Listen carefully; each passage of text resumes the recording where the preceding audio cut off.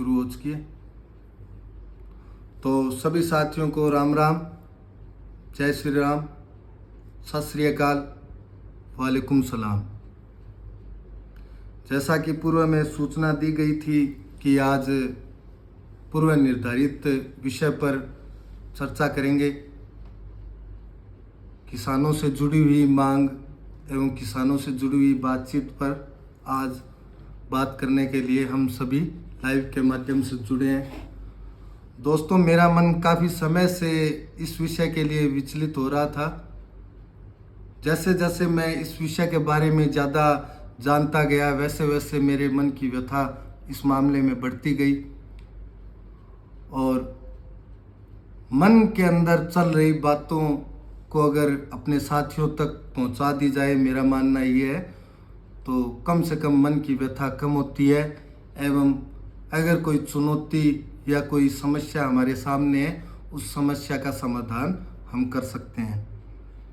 तो सबसे बड़ी समस्या जिसका मेरा मन सामना कर रहा था इस समय कि किसान वर्ग जो हमारे लिए फसल का उत्पादक है, हमारे पेट पालने के लिए जो फसल का उत्पादन करता है, जिसकी वजह से हम हमारे पेट का पोषण कर पाते हैं, उस किसान वर्ग से जुड़ी हुई बात के विषय में आज हम रूबरू हुए हैं।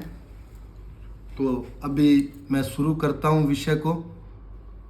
और सबसे पहले विषय ये है कि किसान वर्ग से जुड़े हुए विषय ये है कि जो किसान वर्ग फसल के उत्पादन एवं उसके लिए जो चुनौतियां एवं कष्ट जो महसूस करता है, उस विषय में आज हम बात करने के लिए रूबरू हुए हैं।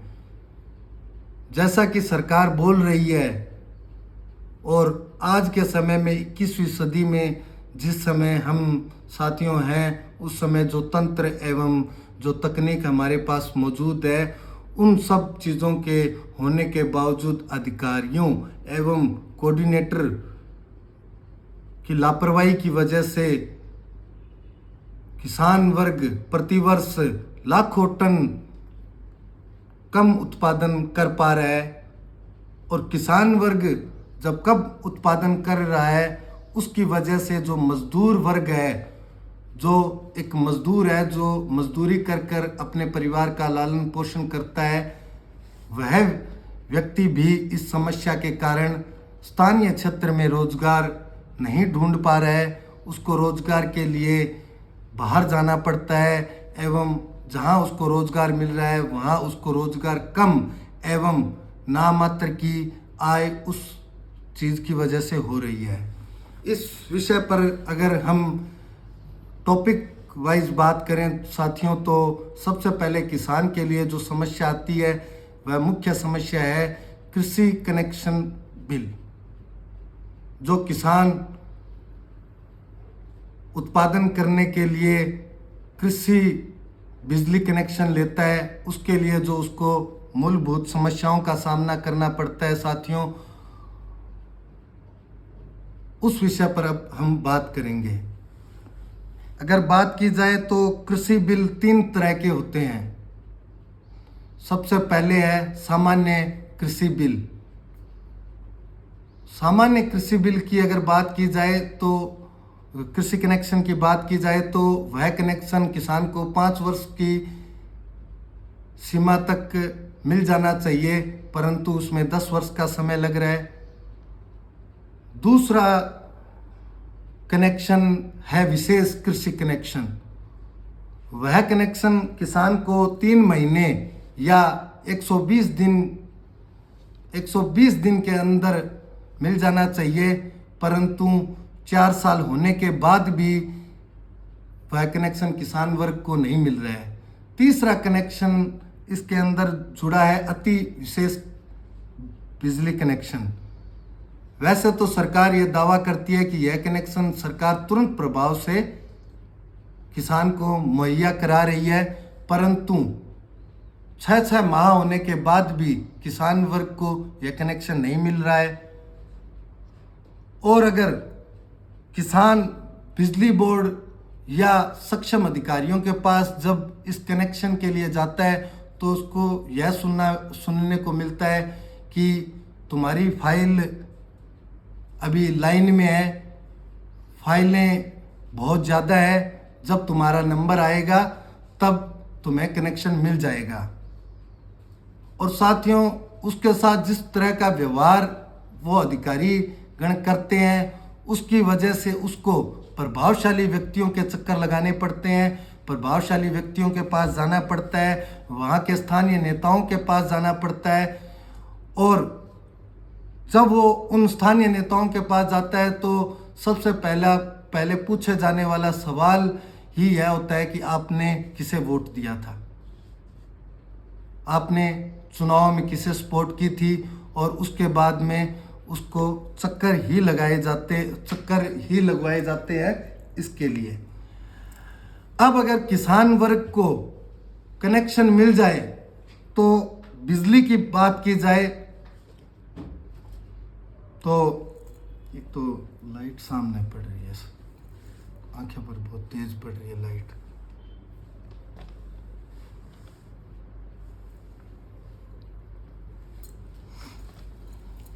तो जब किसान को अगर बिजली का कनेक्शन मिल जाता है तो मात्र 6 घंटे ही बिजली उपलब्ध होती है, जिसकी वजह से किसान को 6 घंटे बिजली प्राप्त होने के कारण जो उसका खर्चा है फसल की बुआई में वो 40% तक पहुंच जाता है। साथियों, अगर किसी किसान को ट्यूबवेल लगानी हो अपने खेत के अंदर तो उसको लगभग 8 लाख रुपए तक का खर्चा वहन करना पड़ता है। परंतु साथियों, जब वो इतना सब करने के बाद भी 6 घंटे ही मात्र बिजली उसको उपलब्ध रहती है तो वह 6 घंटे ही जो बिजली उसको उपलब्ध रहती है तो उसके जो खर्चे हैं और उसकी जो चुनौतियां हैं वह विकट रूप ले लेती है। साथियों, अगर इस बिंदु पर बात करें आगे तो कई बार ऐसा होता है कि प्राकृतिक आपदा का किसान को सामना करना पड़ता है, जैसे कि ओलावृष्टि हो गया, पाला हो गया, टिड्डी हो गया, कोई फसल का रोग हो गया, साथियों अति वर्षा हो गई। इस तरह की समस्याओं का जब उसे सामना करना पड़ता है किसान को तो वो अपना खर्चे का जो ब्याज है वह भी नहीं भर पाता है, उसके लिए भी वह इस लायक नहीं है कि उस खर्चे का ब्याज है जो वह भर पाए सही ढंग से। और साथियों, दिक्कत तब होती है जब किसान इन समस्याओं का सामना कर रहा है, वह अपनी मूलभूत आवश्यकताओं के लिए अपने घर के अंदर लड़ाई लड़ रहा है। उसके घर के अंदर 4 आवश्यक चीज़ों की आवश्यकता है, उन 4 आवश्यक चीज़ों के लिए उसे बार बार घर में सुनने को मिलती है। और जब वो बाहर निकलता है तो जिस साहूकार से या जिस बाणिये से उसने पैसे उठाए हैं अपने खेती के लिए, उस पैसे के ब्याज लेने के लिए साहूकार उसके चक्कर लगाने शुरू कर देते हैं। और साथियों, इस बीच अगर वह कभी चौपाल पहुंच जाए और वहां किसी पार्टी का कोई प्रतिनिधि या कोई कार्यकर्ता मिल जाए और वो उसे मिल जाए उस स्थिति में कि वो अपनी सरकार की जो योजनाएं हैं उनकी व्यथा, उनकी जो बखान करते हुए उन योजनाओं को बढ़ा चढ़ाकर पेश करता हुआ पाया जाए, 4 लोगों को वो यह कहता हुआ पाया जाए कि सरकार ने तो यह कार्य किया है, सरकार ने तो यह योजना लागू की है धरातल में, परंतु उस समय उस किसान के मन के अंदर जो व्यथा चल रही है वह सिर्फ किसान समझ सकता है। वो कहते हैं ना साथियों कि किसी व्यक्ति को अगर कोई दिक्कत होती है, कोई प्रॉब्लम होती है तो वह व्यक्ति का मन जानता है कि उसे किस तरह की दिक्कतों का सामना करना पड़ रहा है और वो अपनी व्यथा को मतलब मैं क्या बोलूं साथियों कि मतलब किस तरीके से वो मतलब बयान करे अपनी व्यथा को। मैं जो इस विषय से जुड़ा और मैंने जब इस विषय के बारे में आसपास के लोगों से बात की और इस विषय के बारे में जैसे जैसा जानना शुरू किया, मेरा मन व्यथित हो गया। मैं अपनी बात हो सकता है सही ढंग से ना रख पाऊँ आपके बीच में, तो मेरे मन के अंदर बार बार यह सवाल आ रहा है कि वो किसान वर्ग जो ये समस्या महसूस कर रहा है, वह किसान अपने किस तरीके से उस मतलब व्यथा को लोगों के पास पहुंचाए और किस तरीके से वो लोगों को वो समस्याएं गा कर सुनाए।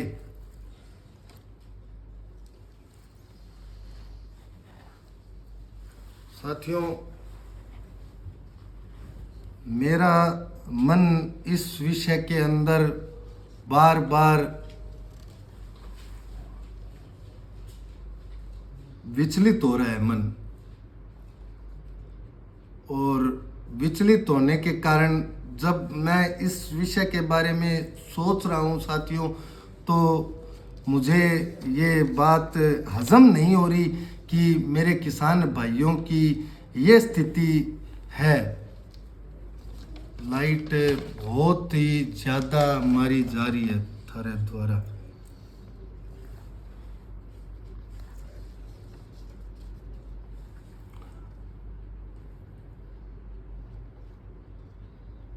साथी जुड़े हुए हैं लाइव के माध्यम से।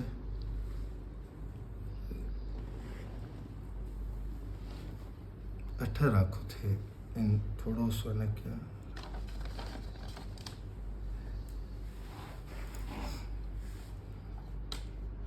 आगे का विषय पर अगर अपने चर्चा करें, तो जब कृषि कनेक्शन किसान को मिल गया, और मैंने जैसा कि आपको अभी बताया कि जिस तरीके से हम जब धरातल में गए इस विषय को जानने के लिए, और धरातल पर जब हमने इस विषय के बारे में चर्चाएं की, तब हमने पाया कि जो सरकार दावा कर रही है और जो धरातल की स्थिति है वह बिल्कुल उलट है।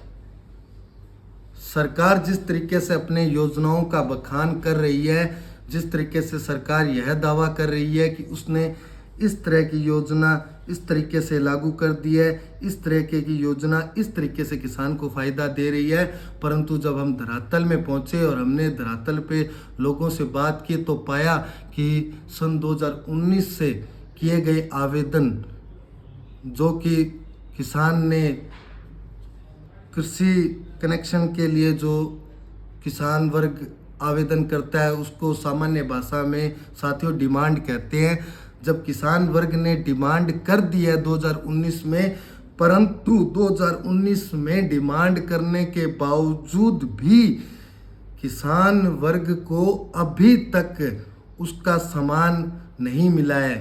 सामान की बात करें तो जैसे साथियों ट्रांसमीटर हो गया, उसके लिए पोल हो गया, तार हो गया, मीटर हो गया, और जब वो इन सभी चीज़ों के लिए जब वो बिजली बोर्ड में या अधिकारियों सक्षम अधिकारियों के पास जाता है, तो उसे वहाँ सामना जिन चुनौतियों का करना पड़ता है वह तो विकट समस्याएं हैं।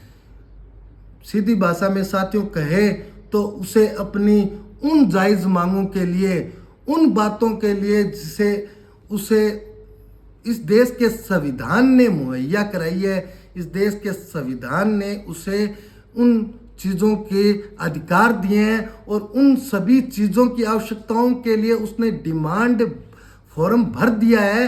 उसने एक साहूकार से, एक किसान, एक बाणिये से 2.5 लाख रुपए, साथियों 2.5 लाख रुपए मार्केट से उसने उठाकर डिमांड फार्म में भर दिए हैं, परंतु 2019 के बाद भी आज तक उसे कृषि कनेक्शन नहीं मिला साथियों। और जब वो उन लोगों से बात करता है तो उसे सामना करना पड़ता है साथियों दलालों का। उसे उन अधिकारियों की बातें सुननी पड़ती है, और उन बातों का निचोड़ आखिर में यही है कि या तो वह किसी प्रभावशाली व्यक्ति को लेकर चला जाए, या किसी प्रभावशाली व्यक्ति का फोन करवा दे, या उन्हें सीधी रूप में कहे तो रिश्वत टेबल के नीचे से पैसे पकड़ा दे साथियों।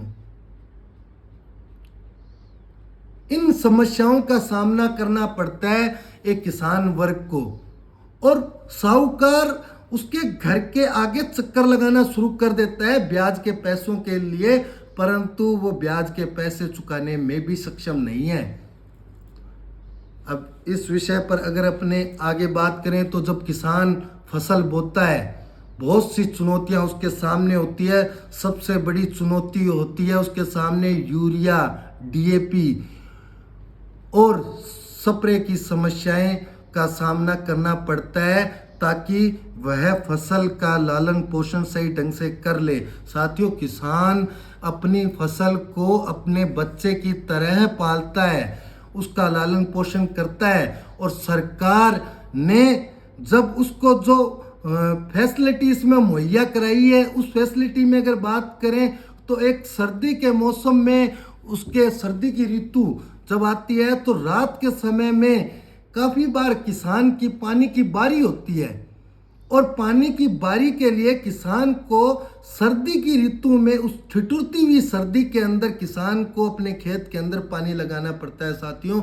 और उस सर्दी के मौसम में जहां एक आम नागरिक अपने घर में रजाई में बैठा हुआ भी ठिठुर जाता है, तो सोचिए वो किसान अपने खेत में कितना ठिठुरता होगा। साथियों, बात यहाँ तक पहुँच जाती है कि उसके स्वास्थ्य पर भी असर पड़ता है।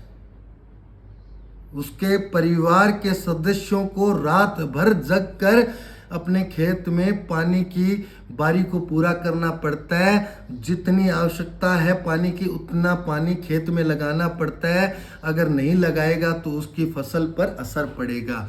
और जब इतनी मेहनत के बाद किसान की फसल पकती है और किसान अपनी फसल को काटता है, तो उसको लेकर जब वो धान मंडी में जाता है तो वहाँ उसको नाम मात्र के भाव मिलते हैं साथियों। और अगर मैं इस विषय पर अगर विचार किए मैंने, और इस विषय पर जब मैंने लोगों से चर्चा की, तो मैंने ये पाया कि जब किसान मंडी पहुंचता है तो वो अचंभित हो जाता है साथियों। जैसे कि उदाहरण दूं तो सरसों का बीज जब वो बुआई करते समय लेने के लिए जाता है तो 1 केजी का पैकेट उसको 900 रुपए के भाव में मिलता है। जब वो मंडी में अपनी फसल को लेकर जाता है तो लगभग उसको 45 रुपए केजी के हिसाब से रेट मिलते हैं साथियों।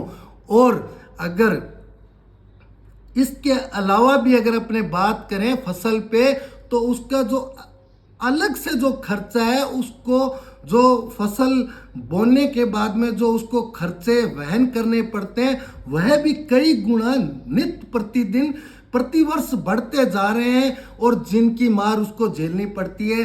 जैसे कि डीएपी और यूरिया के लिए उसको काला बाजारी का सामना करना पड़ता है साथियों।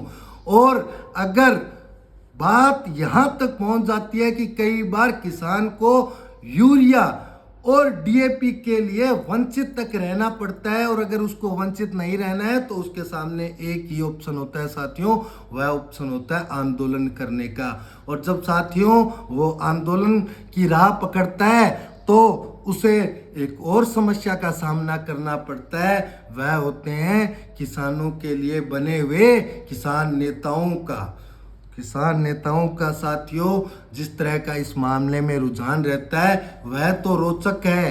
क्योंकि जब आंदोलन निर्धारित मोड़ पर पहुंच जाता है, जब आंदोलन अपनी चरम सीमा पर होता है, जब आंदोलन का फैसला आना होता है, तब साथियों उस नेता को आंदोलन में अपना श्रेय लेना होता है, और उस श्रेय के चक्कर में वह आंदोलन उस समय बिखरता हुआ नजर आता है या काफी बार स्लो होता हुआ नजर आता है साथियों।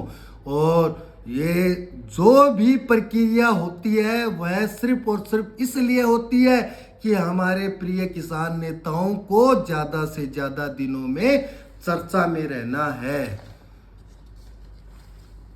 और चर्चा में रहना है, उसको अपना नाम पहुंचाना है लोगों के सामने कि वो किसानों के लिए लड़ा था। और चाहे वो आंदोलन कितना ही लंबा हो जाए, किसान साथियों अपना खेत छोड़कर रोज रोज अपना गांव छोड़कर, क्योंकि ज़्यादातर जो इस तरह के कार्यालय या विभाग होते हैं, जो इस कार्य में जो सक्षम अधिकारी होते हैं, वह तहसील मुख्यालय या जिला मुख्यालय में बैठते हैं। तो वो किसान अपना काम धंधा छोड़कर अपने बेटे रूप में अपने मतलब जो उसका बेटे बेटी के रूप में जो फसल को वो पाल रहा है, उस फसल को उसको छोड़कर आना पड़ता है। और जिस तरीके से वो आंदोलन को एक अलग राह पर ले जाते हैं, वह राह तो बड़ी ही विचलित करने वाली है साथियों। अब अगर साथियों इस विषय पर अगर अपने आगे बात करें तो विषय और भी भयानक होता जाता है जब आगे के विषय पर अगर अपने चर्चा करें साथियों, क्योंकि जब किसान मंडी में अपनी फसल लेकर पहुंचता है तब उसको सामना करना पड़ता है एक नई विकट समस्या का। इस देश में या इस दुनिया में एकमात्र किसान वर्ग ही ऐसा होगा जो कि अपने उत्पादन की हुई चीज का रेट निर्धारित नहीं कर सकता। उसके उत्पादन का रेट या तो सरकार निर्धारित करती है या व्यापारी निर्धारित करता है, और वह पूर्व में तय करके आए हुए होते हैं कि उन्हें सिर्फ एक काम करना है, और वह काम है किसान वर्ग का शोषण, ताकि किसान वर्ग उनके अधीन रह सके, किसान वर्ग आत्मनिर्भर ना बन सके साथियों।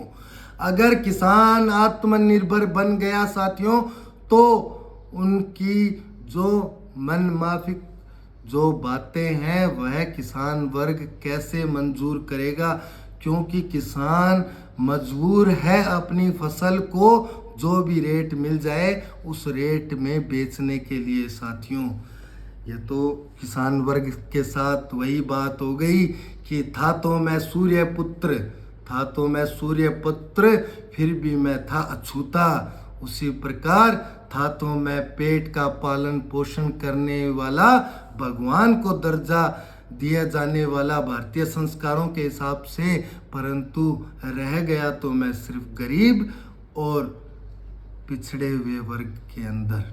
साथियों अगर रेट के अंदर बात की जाए तो एमएसपी किसान को प्रोवाइड करवाई जाती है, जिसको अपने न्यूनतम समर्थन मूल्य के नाम से भी जानते हैं। सरकार द्वारा दिए गए एमएसपी रेट से किसानों को पैसे फसल के एक तो कम मिलते हैं, जिसमें उस फसल में किसान की इतनी सारी चुनौतियां एवं इतने सारे खर्चे जो कि मैं आपको बता चुका हूं, उस हिसाब से अगर बात की जाए तो किसान को रेट जायज़ नहीं मिलते, रेट बिल्कुल भी कतई भी जायज़ नहीं मिलते। एवं महंगाई की बात की जाए तो वह कमर तोड़ने का कार्य करती है साथियों। और अगर इन सब चीज़ों को एक सांचे में जोड़ दिया जाए तो सीधी सी बात है, किसान वर्ग सिर्फ और सिर्फ इसीलिए पैदा हुआ है कि वह लोगों के लिए उत्पादन करे और अपना शोषण करवाए। एक किसान वर्ग ही है साथियों सिर्फ जो अपने उत्पादन की हुई चीज़ का रेट के निर्धारण नहीं करता। उसके अलावा साथियों जितनी भी इस दुनिया में चीज़ें बनी हैं उन सभी चीज़ों का निर्धारण उस चीज़ के उत्पादक रेट निर्धारित करते हैं। जो उसका उत्पादक होता है वही उसी चीज़ का रेट का निर्धारण करता है, और वही चीज़ें किसान वर्ग अपनी फसल को लोगों के निर्धारित किए हुए रेट पर बेचकर उन्हीं चीज़ों को खरीदने के लिए मार्केट में जाता है साथियों। और अगर इन सब के अलावा बात की जाए कि एमएसपी के रेट पर किसानों को जो फसल नाम मात्र की खरीद करती है सरकार साथियों, मतलब एमएसपी पर सरकार कोई रूप से खरीदारी नहीं करती है, एक नाम मात्र की एक फॉर्मेलिटी करने के रूप में ही खेती खरीदारी करती है सरकार खाली। और उसका जो रेट की बात की जाए ना, उसके अंदर वह रेट तो उसकी कमर तोड़ने का कार्य करता ही है। और इसके अलावा किसान अब ज़्यादा वक्त तक उन चीज़ों के लिए लड़ाई नहीं लड़ सकता। क्यों? क्योंकि एक तो उसके पेस्टिसाइड के जो सामान जो उसने लिया है, उसके जो लोग हैं वो उसके घर के चक्कर लगाने शुरू कर देते हैं। दूसरे, उसको अगली फसल बोने की तैयारी करनी होती है और फिर उसको उसी खेत में जाना है, उसी एक कभी ना मुक्त होने वाली चुनौतियों का सामना करना है। और ये एक ऐसा समय चक्र है, टाइम लूप बोलेंगे साथियों इसको, जो कभी ख़त्म नहीं होता किसान वर्ग के लिए। साथियों, अगर इन सब चीज़ों को छोड़कर अगर किसान के लिए एक और समस्या पर अगर चर्चा करेंगे, क्योंकि अपने सिर्फ बिंदुवार तरीके से किसान की समस्याओं पर चर्चा करने के लिए आज लाइव के माध्यम से जुड़े हैं, तो अगर एक और समस्या की बात की जाए तो वो है किसान फसल बीमा योजना। जैसा कि मैंने आपको पहले बताया था, कई बार किसान को प्राकृतिक आपदा का सामना करना पड़ता है और उस प्राकृतिक आपदा के आने के कारण कई बार किसान वर्ग की फसल नष्ट हो जाती है। और उस फसल नष्ट होने के कारण उसको जब वह उस कंपनी के पास जाता है अपना फसल बीमा क्लेम करने के लिए, तो वह बीमा कंपनी कई बार तो उस प्राकृतिक आपदा को झुठला देने का कार्य करती है, या फिर वह उस कार्य को उस तरीके से किसान को वो फसल बीमा योजना प्रोवाइड नहीं करवाती है जिस तरह का अनुबंध या जिस तरह की सरकार ने योजना बनाई है। अब इसी के लिए वो फिर से नेताओं के पास जाएगा और आंदोलन की राह पकड़ेगा, परंतु इसमें भी उस कंपनी और राजस्व विभाग की मिली भगत होती है। साथियों, कहने की बात यही है कि इसमें भी वही रिश्वत का खेल होता है कि टेबल के नीचे से पैसा पकड़ाओ और अपना जो पैसा है वो लेके जाओ। इसके अलावा साथियों इस विषय में कोई भी बात नहीं है। और जब वो नेताओं का सहारा लेता है साथियों, तो वही आंदोलन लंबा चलेगा।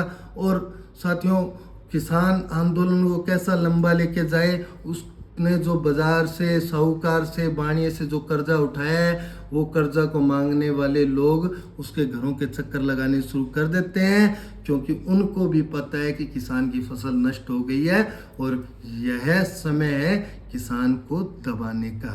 तो साथियों, यही सब समस्याओं का सामना करना पड़ता है। इसके अलावा अगर सरकार की योजनाओं की बात की जाए साथियों, तो जैसे कि सरकार ने कई योजनाएं लागू कर रखी है, तारबंदी, पाइपलाइन, सोलर प्लांट के द्वारा बिजली का कनेक्शन हो गया साथियों, फव्वारा, इन सभी कृषि कनेक्शन के तहत सरकार दावा करती है कि किसान वर्ग को सब्सिडी दी जाएगी, परंतु अगर धरातल पे बात की जाए तो 20% भी अगर यह आंकड़ा सरकार छू ले तो भी बड़ी बात है साथियों। और अगर साथियों अपने बात करें इस विषय को अगर आगे लेके जाएं तो एमएसपी पर बात करें, और इस समय जो मेरे क्षेत्र में जुड़ी जो मूलभूत कृषि जो उत्पादन है वह है, जैसे कि सरसों हो गया, चना हो गया, गेहूँ हो गया, जौ हो गया, और भी इस समय प्रदेश के अंदर अलग अलग खेती होती है इस समय। परंतु अगर सरसों पर बात की जाए और गेहूं पर बात की जाए या इन सभी फसलों पर बात की जाए, तो सबसे पहले तो साथियों किसान वर्ग पर यह मार है कि पिछले वर्ष से इस वर्ष उसकी उपज कम हुई है। दूसरी, पिछले वर्ष जो उसको सरसों पर जो रेट मिल रहे थे 5400 से लेकर उसको 5450, 5500, 5600 तक एमएसपी के रेट गए थे, वो इस बार अभी के समय 5450 है। सरकारी एमएसपी रेट की बात कर रहा हूँ साथियों मैं।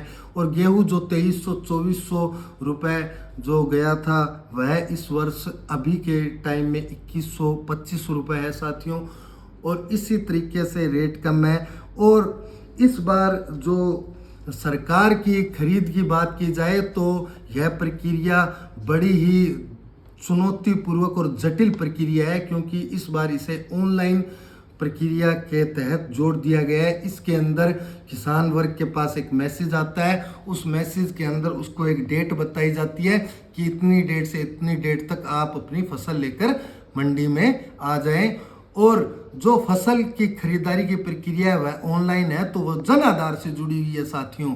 और जन आधार से जुड़ी होने के कारण साथियों, जन आधार में जो अकाउंट लोगों का जुड़ा है वो 70% जनता का जीरो बैलेंस खाता है। और जीरो बैलेंस खाता होने के कारण उसमें 10,000 से ज़्यादा रुपए से मासिक जो इसका एक क्राइटेरिया निर्धारित है कि 10,000 से ऊपर वो लेन देन नहीं कर सकता साथियों। तो अब बताइए क्या है कि कैसे किसान अपनी उपज की कीमत सरकार से ले। और जो मतलब इसके अंदर एक जो और समस्या आ रही है वह आ रही है गिरदावरी की। गिरदावरी साथियों ऑनलाइन ना होने के कारण किसान वर्ग को समस्या आ रही है। और जब गिरदावरी हो रही है ऑनलाइन तो उसको ये जो ऑनलाइन प्रक्रिया है ये सबसे बड़ी समस्या है। सरकार वास्तव में अगर रुचि दिखा रही है फसल खरीदने में, बिल्कुल दिखा रही है सरकार। जिस तरीके से मैंने मंडी में और आसपास के क्षेत्र में बात की वहाँ से मैंने ये पाया कि सरकार खरीदारी में अपनी रुचि दिखा रही है, परंतु इस प्रक्रिया के ऑनलाइन होने के कारण जो किसान वर्ग है उसको जितनी जटिलताओं और चुनौतियों का सामना करना पड़ रहा है, वो बीज से लेकर बीज की खरीदारी से लेकर रात रात भर जगकर उसने जो फसल तैयार की, आज वो फसल अगर उसको सरकार को बेचनी है तो जो ये समस्या जन आधार से जुड़ी हुई आ रही है उस विषय पर सरकार को कोई ना कोई कदम जल्दी से जल्दी उठाना चाहिए। नहीं तो इस समस्या के कारण किसान वर्ग को प्राइवेट सेक्टर की तरफ बढ़ना पड़ेगा। और प्राइवेट सेक्टर जो रेट है वो लेब के आधार पर सरसों के रेट निर्धारित करती है। अगर 39 की होगी तो 100-150 रुपये ज़्यादा मिल जाएंगे, और ज़्यादा होगी वो तो फिर वही उनके लेब के सामान की बात है। और लेब में जो गुणवत्ता के मटेरियल के आधार पर जो फसल है जो मापदंड पूरे करेगी उसी आधार पर रेट मिलेंगे, और उस आधार पे उसका कुल मिलाकर बात यही है कि उसका शोषण होगा साथियों। और जो सरकार, मैं यही कहना चाहूँगा कि सरकार जो अभी एक प्रदेश की सरकार जो महंगाई राहत कैंप लेकर आई है उसमें 10 मुद्दों पर सरकार जनता के बीच आई है। उसमें तीसरा नंबर पॉइंट सरकार कह रही है कि वो 2000 यूनिट तक किसान वर्ग को मुहैया कराएगी बिजली। तो सबसे पहले तो उनको लाइट सही समय पर प्रोवाइड करवा दो, और उनके जो एमएसपी से जुड़ी हुई ये समस्याएं हैं, जन आधार से बैंक खाते से जुड़ी हुई है, उनका सॉल्यूशन करो। और धरातल पर आप चाहें कोई भी सरकार हो, कोई भी नेता हो, चाहे जो भी बड़ी बड़ी बातें और जो भी बड़ी बड़ी योजनाओं का उदाहरण दे रहा है कि ये योजना लागू हो गई, ये योजना लागू हो गई। साथियों इस समय जो विधानसभा आने वाले समय में विधानसभा चुनाव है, उस कारण ये जो विषय है ये विषय उठाने का सबसे सही अवसर है साथियों। और आज अगर हम नहीं जागे तो फिर से हमारे किसान वर्ग के साथ एक बार फिर से शोषण होगा, और किसान वर्ग चाहते हुए भी अपने जो आवश्यकताएं हैं उनसे वंचित होगा, और उन चीज़ों से जिनका उसको हक मिला है, जिनके लिए वो लायक है, उन सब चीज़ों से दूर रह जाएगा। इसके लिए साथियों मैं सर्वप्रथम कल ही राज्य सरकार एवं प्रदेश की सरकार और केंद्र सरकार को एक लेटर लिखकर सूचना देने की कोशिश करूंगा कि सरकार को इस मामले से जल्दी अवगत करवाया जाए। और मैं मेरे साथियों से निवेदन करूंगा कि जो साथी अभी लाइव के माध्यम से जुड़े हैं, जो साथी इस लाइव को बाद में सुने, वो सोशल मीडिया के द्वारा या जो कदम वो उठा सकते हैं वो कदम उठाकर इस मामले के प्रति जागरूकता फैलाए, और जो ये मूलभूत समस्याओं का सामना करना पड़ रहा है, चुनौतियों का, उन समस्याओं में कंधा से कंधा मिलाकर अपने किसान वर्ग के साथ खड़े होइए। आज उनको एहसास कराइए साथियों कि आप अकेले नहीं हो, हम भी आपके साथ हैं। मैं आपको एक दावे के साथ आम नागरिक होने के नाते आपका भाई योगेश जोशी बिल्कुल दावे के साथ कह रहा हूँ कि जब आप अपने किसी भी कार्य के अंदर समस्या का सामना करेंगे, किसी चुनौती का सामना करेंगे, उस समय हमारा किसान वर्ग है वो आपके साथ खड़ा मिलेगा। आपको सबसे ज़्यादा अगर इस देश में किसी वर्ग के साथ शोषण होता है तो वो किसान वर्ग एवं मजदूर वर्ग है साथियों। और जो हमारे जागरूक नेता हैं वो भी सिर्फ और सिर्फ इस मामले में सिर्फ प्राप्त करने की कोशिश करेंगे। आने वाले समय में विधानसभा चुनाव है, इसलिए किसान नेताओं से, जो किसान वर्ग से जुड़े हुए नेता हैं, वो सिर्फ और सिर्फ इस कार्य में श्रेय लेने की कोशिश करेंगे। मैं आपको गारंटी के साथ ये बात कह सकता हूं कि अगर इसमें कोई भी नेता अगर सॉल्यूशन कर दे तो मैं और मेरे से जुड़े सभी साथी उसी व्यक्ति को वोट देंगे। ये मेरी गारंटी है। मुझे सिर्फ और सिर्फ चाहिए कि एक आम नागरिक होने के नाते मुझे सिर्फ और सिर्फ चाहिए कि मेरा किसान वर्ग, मेरे भाई इस समस्या और चुनौतियों, इतनी सारी चुनौतियों का सामना करने के बाद, इतनी सारी लड़ाई लड़ने के बाद जब मंडी में पहुंचे हैं अपनी उपज को लेकर, उन्हें एक जायज रेट मिले। आज लोग गली के चौराहों में बात करते हैं कि किसान तो अमीर है, किसान के पास पैसे की कमी नहीं। आज गेहूं इस रेट में मिल रहा है, आज आटा इस रेट में मिल रहा है, आज बाजरा इस रेट में मिल रहा है, आज जो इस रेट में मिल रही है, आज सब्जी इस रेट में मिल रही है। परंतु साथियों, मैं आपको कहना चाहता हूं कि प्रतिवर्ष महंगाई तो बढ़ती गई, परंतु किसान वर्ग को जो मिलने वाली रेट है, जो उसकी मेहनत का, उसने किसी के आगे हाथ नहीं फैलाए हैं साथियों। उसकी मेहनत का जो हिस्सा है, उसकी मेहनत का जो उसका भाग है, उसके मेहनत का जो पैसा बन रहा है, वो पैसा उसको जायज पैसा उसको मिलना चाहिए। उसकी मांग उठा रहा है और वो मांग उठाने के लिए किसी और व्यक्ति की तरह रोज सड़क पर नहीं आ सकता, क्योंकि उसको अगली उपज की तैयारी करनी है। अगली उपज की तैयारी हो चुकी है साथियों। आने वाले समय में जो नई फसल है उसकी बुआई करनी है और उसको फिर उसी समय चक्र में फंसना है साथियों।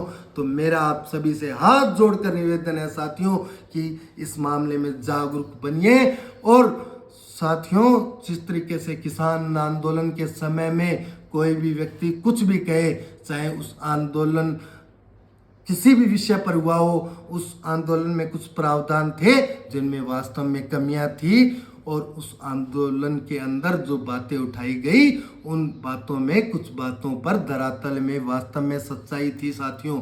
और उन सच्चाई होने के बावजूद सरकार ने जो दावे किए थे बाद में, उन दावों को पूरा नहीं किया है साथियों।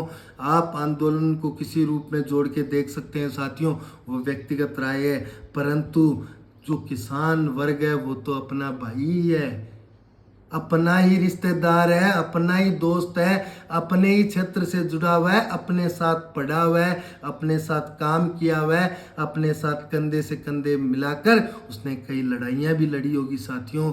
हमारे साथ पढ़ने वाले कई साथी आज के वक्त में किसान वर्ग से जुड़े हुए हैं। मैं उन सभी साथियों के लिए आपसे अपील करना चाहता हूँ कि इस मुश्किल घड़ी में उनका साथ दीजिए। और ये जो ऑनलाइन प्रक्रिया जो मैंने बताई है, उन प्रक्रियाओं में जो प्रॉब्लम का सामना करना पड़ रहा है वो प्रॉब्लम विकट है साथियों। इस प्रॉब्लम के बारे में लोगों को जागरूक कीजिए। और अगर आगे कोई कार्यक्रम बना इस विषय पर कि हम कोई आंदोलन या कोई भी सरकार को अवगत करवाने के लिए, क्योंकि हम कभी भी आंदोलन नाम के लिए नहीं करते साथियों, हम आंदोलन तभी करते हैं जब आंदोलन की लड़ाई को हम पूरे रूप से लड़ सकें साथियों। और ये लड़ाई भी अगर लड़ेंगे, इस लड़ाई में आपकी सहायता चाहिएगी साथियों। हमें हमारे कंधे से कंधा मिलाकर आपको साथियों हमारी सहायता करनी होगी साथियों। और इसी निवेदन के साथ आगे की कोई भी कार्यक्रम की सूचना होगी वो आपको पहुंचा दी जाएगी। और कोई भी अगर नेता या कोई भी किसान नेता या कोई भी व्यक्ति आंदोलन करता है इस विषय पर, तो मेरी सभी साथियों से अपील है कि अपनी पार्टी और अपने विचारधारा को छोड़कर उस व्यक्ति का साथ दे, चाहे वह कोई भी हो। धन्यवाद साथियों। अब अगर कोई भी साथी कोई सवाल है, कोई बात है